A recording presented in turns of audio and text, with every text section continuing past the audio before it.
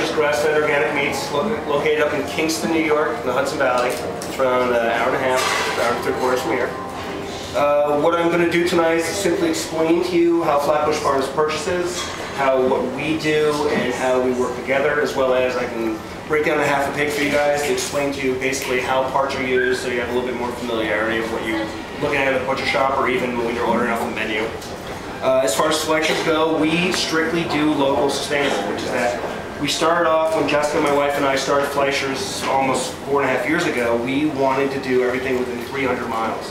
And every year we seem to be getting further, getting closer and closer to our center, which is great because farmers get to work with us more, we get to work with them.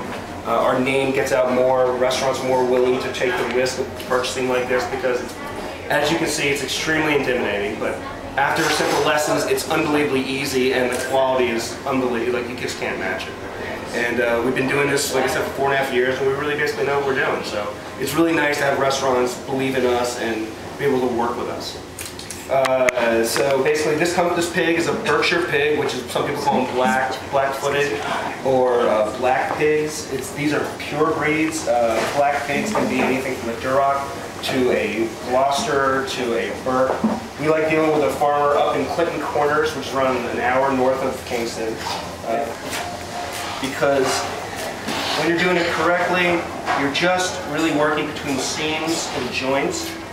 And it's not that big of a deal.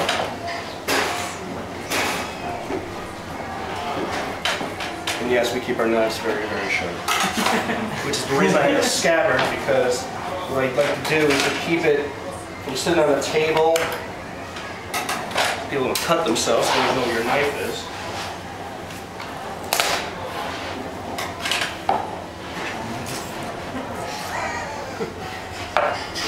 So what we have here is what we call an arm chuck.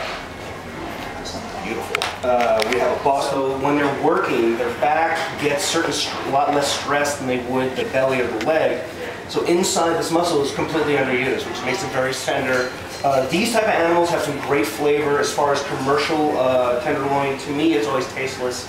Our tenderloin seems to have some great flavor, and the pork that we get is very sweet. It's really weird because you're not used to that type of pork, because a lot of pork these days is very lean.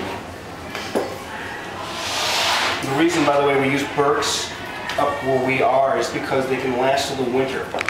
The skin is very tough, they have a good amount of fat, and it keeps them healthy and warm, which is very, very important as far as proper animal husbandry in what we do, because one of the tricks of doing what we do is to make sure we get no stress animals. When I go to a farm to go inspect to see if I want to be dealing with a farmer, one of the first things I do is listen. Because animals, when they're happy, are not making noise. Cows that are happy, generally speaking, do not move. Pigs don't oink, they don't squeal, they're not under stress, they're just nice and happy and quiet. So when you get to a farm, you hear a lot of noise, you know that it's not the right place for you, or at least for us. Here are St. Louis style ribs, and of course bacon.